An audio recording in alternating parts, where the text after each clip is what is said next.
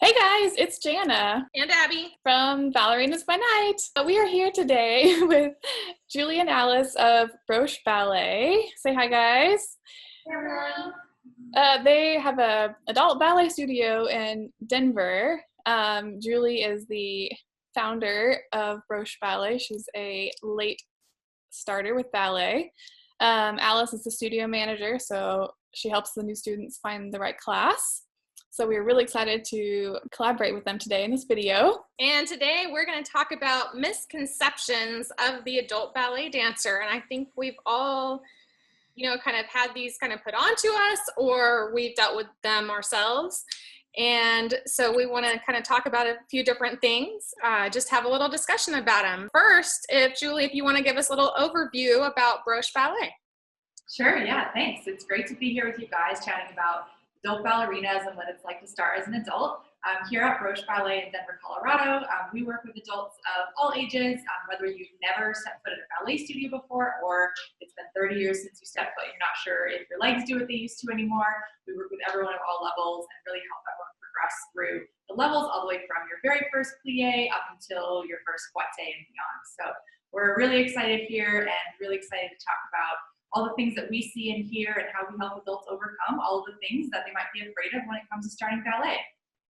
The biggest comments we hear from a lot of adult dancers is that they feel like they're too old to start ballet. What do you guys think about that? Yeah. Is there such thing? I don't think there's such thing. No. Somebody asked, I'm 13, is that too old to start? And I was like, no. Yes. We can help you. We get a lot of comments like that on our videos, actually. People that are like 12 or 13 and asking if it's too old. And I'm like, no, like what? Like that doesn't even like register in my mind. I'm like, go take class now. Like go. It's so young. Yeah, I think we've had all the way up to a 79-year-old woman come in, really wants to stay in shape, wants to feel the grace and elegance of being a ballet dancer, wants to work on her balance, and, wanted to know if she's too old. And, the answer is most definitely no. You can do it at any age. As long as you can get yourself to the ballet studio, we can help you do ballet. There's never no such thing as being too old. I think another misconception is people think they're too overweight to start ballet. Like they think they need to walk in the door and be super thin or at your like goal weight or whatever, but like you totally don't have to. Like it's just not something to worry about. It's about how it makes you feel on the inside, which then will reflect on the outside, in time. But yeah, I mean, I think that we've probably all walked in the room at some point and been like, what am I doing? But like, yeah, I mean, I think it's just one of those things where you can't set it to where you think I need to lose weight and then I can go to ballet class. Do it today. If weight loss is still a goal, then, it can help you with that, but don't wait thinking that you need to be somewhere just to go enter the classroom for the first time, because when you get in there, you'll realize that there are every single body type you could possibly imagine all benefiting. And if you don't feel comfortable in a leotard or tights, if that's not where you're at right now, then you don't have to walk in wearing nothing but leotard and pink tights. That's very intimidating. yeah. So depending on where you're at with your body and how you feel about it all, you can always wear something just tight fitting, but a little like black or something a little more slimming that makes you feel super awesome. So you don't have to worry about getting in there in a super scary leotard and tights. Yes, pink tights not necessary. If that's going to keep you from class, don't wear the pink tights. Yeah. I think one of the big questions we get is also wanting to know if ballet hurts or if ballet is painful. I think we oftentimes think of being all twisted up into a pretzel or standing up in pointe shoes and think that it hurts. I think this is not true. I mean, it's not the same as laying on your couch, so it hurts in and it's physical, but it shouldn't hurt in your joints, grind or pinch or, hurt in any super negative way. So hopefully it hurts in that you're growing your muscles in your body, but it doesn't hurt in a bad way. Thoughts?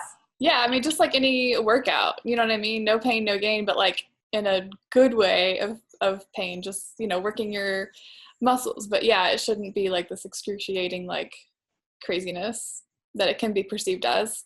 And as adults, that's the other good thing about it. A lot of times your instructors are going to work with you a lot more if there are certain things. Like some people are just not, as an adult, always going to be able to grand plie and certain things like that. So I think there's a lot more openness to making certain adjustments to make sure that you're not hurting. Another thing that a lot of people are afraid of is that they're going to show up to class, there's going to be 80 people that are way better than them, and they're just going to be stuck in the corner by themselves watching everybody else do really well. But putting a little bit of effort into where you're going and trying to figure out what studio works best for you is really to your advantage. I know when I first found about Julie's studio, I came really nervous. I hadn't done ballet in like 10 years.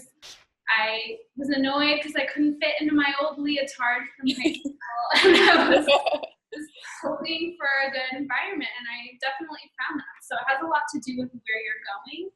Especially at the studio here, we cap at 3 people, so that gives you a really good, friendly environment to learn and make friends with people who are in the same boat as you. So I would just tell people, don't be afraid to get out of your comfort zone and try something new, even if it may be a little bit scary. You might be surprised. That's really cool that you cap it like that. That's really awesome. Yeah, that is really awesome. Really individual instruction. That's got to be super helpful. I've always told people too when they ask about like being nervous in class, like I think that making friends in class is a good way to help like ease some of those nerves, because you're kind of just always wondering like, well, what are they thinking? What are they thinking? And most of the time they're probably not even noticing you because they're so focused on what they're doing.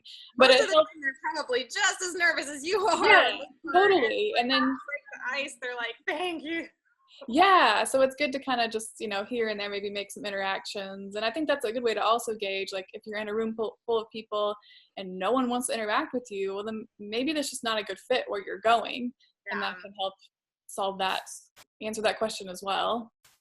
So I think another one might be that some people feel like it should come really naturally, and that if it's not necessarily coming naturally to them, then maybe it's not worth going into class.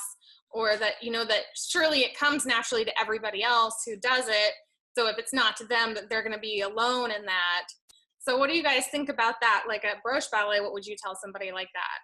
Yeah, definitely. I think one of the biggest challenges that people have is with the petite-legged combinations. Once you start doing footwork in the center, people feel like they have 2 left feet. They're falling all over themselves. They can't remember that the glissage should close the front or whatever it might be. These things are always so complicated. And I think that it's also really difficult when you're in class watching people people who already have these things because they've been in class for a year or 2 years or whatever it might be. And on day 1, your feet are getting all tangled up. So we have to continually reassure people that everyone takes time to get this stuff. No one walks in here and gets this perfectly on the first day. It all just takes hard work and perseverance and practice. And you know what I always say to people, they always say, will I never get this? And I always say, I've never had someone who actually kept coming and never got it. People who quit don't get it because they left and they stopped trying, but people who actually keep coming, I've never seen someone not get it. So you just keep coming, keep doing it over and over again, and you get it. You always do.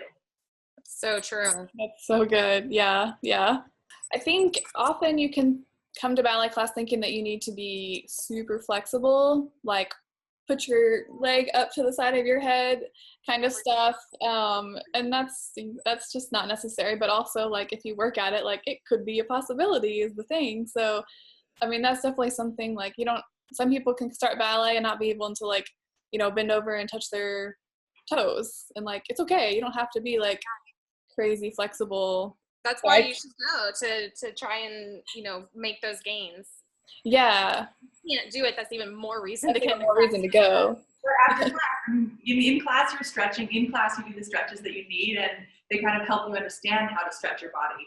So if you don't know how to stretch your body, it's going to be pretty tough to do it. So you kind of learn the technique of stretching in class, and then that kind of helps you get more flexible. So if you're not flexible, you just go to class and learn how to get flexible. Yeah. Exactly. Yeah, I think it's the same as any other muscle you have. You're not going to get better unless you keep working at it. Yeah. So if you do your stretches safely every day, then you should be able to get there in no time. Mostly up to you if you're dedicated enough to get to that. Yes. So the last thing, one thing that we get a lot is, can I go on pointe as an adult? This is a question that we get so much. I mean, everyone loves pointe shoes. They're just about the prettiest thing in the world, in my opinion. I think all of you ladies might agree with me about that statement. They're pretty much the coolest thing ever. So everyone wants to know if they can get on pointe. And you know what I always say is, you know, unless there's some, you know, really crazy foot injury or some issue that you really have with your body that medically you can't do it, anyone can get on point. It's as an adult, you might have to work on flexibility of your feet, as your ankles might be tight from a lifetime of walking around and not stretching them. Your knees might be tight. Your ankles might not be strong enough. There's going to be things that you'll have to work towards to get on point. But, there's really no reason why you can't get on point and really kind of live out those dreams of getting your first pair of pointe shoes. It's pretty much the coolest thing ever. Yeah. What is your timeline like for some of the people that have come through your door? How long have they had to train before they've gotten pointe shoes? Because I know we've had a lot of adults ask, and again, I know that it really will depend on the adult. It'll depend if they had prior ballet training, how long ago they had it, kind of natural foot and ankle flexibility and strength. But what would you say to somebody if they said, about how long do you think I need to train before I can start really working towards that goal? We get that question so much as well. It's like, how long can I expect, right? Where's the light at the end of that tunnel? Is this like 80, or is this when I'm 25, or like what are we talking here in terms of timeline? And so I think that, the three biggest things that I look for are that you can hold your turnout when you're dancing. So if you don't understand your turnout and can't hold it, then it's going to be way harder on point. You don't have any friction with the floor to help you hold your turnout. It's just all your legs. It's all the top of your hips. So if you can't hold your turnout yet, it's going to be pretty tough up on point. I don't think that usually doesn't take terribly long to be able to understand that and be able to hold that, especially as adults with some amount of body awareness coming into it. So, usually 6 months to a year, you're holding your turnout, you're really able to do things with your legs turned out. The other two big things, number one is either ankle strength and or foot flexibility. So if you have super tight feet, I don't need as much ankle strength, but you need a lot of work with stretching. And if you have super wiggly ankles, then you need a lot of work strengthening them, tightening them up, making sure they're super strong to hold you up on your pointe shoes. Getting strong ankles, I think, takes less time than getting more flexible ankles. It's a long road to stretching those feet safely. Don't just sit in a foot stretcher for 20 minutes. It takes a long time to get there safely. It can take less time to just strengthen them because you can do a lot more elevates every day and not worry about getting injured. So if you have tight feet, it's a little bit longer of a road, sometimes 1 or 2 years to get your feet stretched out enough. But if you just need to get stronger ankles, then it could be 6 months to a year, depending on how dedicated you are to getting up on point, how many of those relevates and exercises you do every day. And typically, how many classes a week do you have people take if they're working towards the point? The more important thing, I think, for me is, at least 1 class a week, but practicing at home, doing those relevates at home, getting the strengthening at home. If you can't make it after work 3 days a week, I know that's a lot of work to be able to make it, but really taking home exercises or coming in to learn what the exercises are, than actually doing those at home, I think is more important for me than making it into class multiple times a week. I think 1 class a week and then every single day practicing what you need to do to get on point is my favorite recipe for getting on point as soon as possible.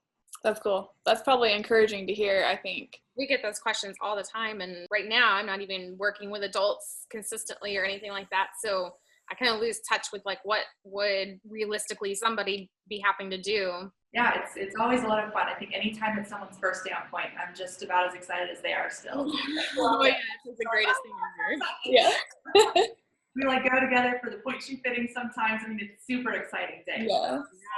Get on point as an adult. Okay, well, I think that wraps up some really great misconceptions about adult ballet dancers. This has been so fun chatting with you guys. Definitely, if you are in Denver, make sure to go check out Broche Ballet. And if you're not in Denver, you just want to follow them and see what they're up to, make sure to check out their social media links, which we will include in the description below this video. This has been really fun. Thanks so much for having us today. This has been a lot of fun. Everyone, just never too late to start ballet. Get into the studio, do what you can wherever you are in the world. We're with you. We're super excited for you as adult dancers. So get into the ballet studio. There's no reason not to. Well, I think that is going to be it for us today. Make sure you're subscribed to us here on YouTube for Ballerinas by Night, and follow us on Instagram and Facebook, all that good stuff. Right, Abby? Hello. Okay, we hope you guys have a really great rest of your day, and we'll see you next time. Bye, guys. Bye.